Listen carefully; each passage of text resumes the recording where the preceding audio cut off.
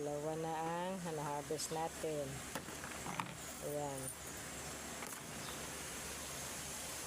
I-harvest na natin kasi baka malaglag lang, malakas ang hangin. Ay, sayang. Ay, nabunot. Ayan, nabunot yung sanga. Mali ako. Sorry. Ito pa. Ay, pero maliit pa yan. Ito. Yan.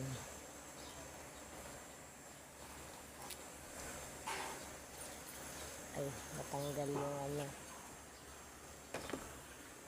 ito pa. Hinog na siya eh. Kailangan ng tanggalin. Baka ilaglag na mga ibon. Hirap na, sayang. Yan.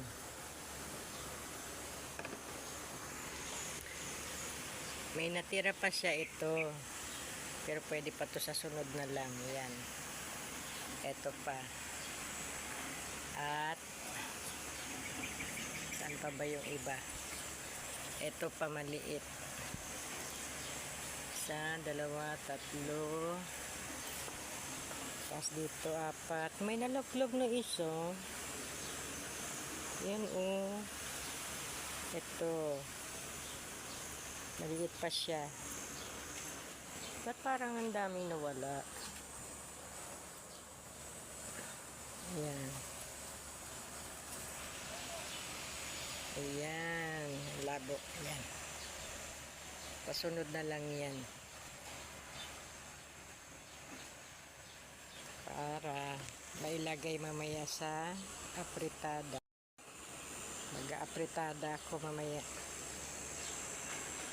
Libre na ako sa sili. Parang kulang. Ay, ito isa. Ayan, isa. Dalawa. Ayan.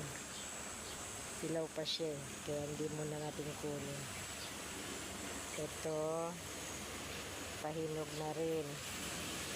Medyo pumupula na. Ito. Ayan. Hinog na. Sa sunod na yan. Tsaka ito. Sa sunod na harvest. Yan lang guys. Maraming salamat. Naputol yung aking kawawa. Bye!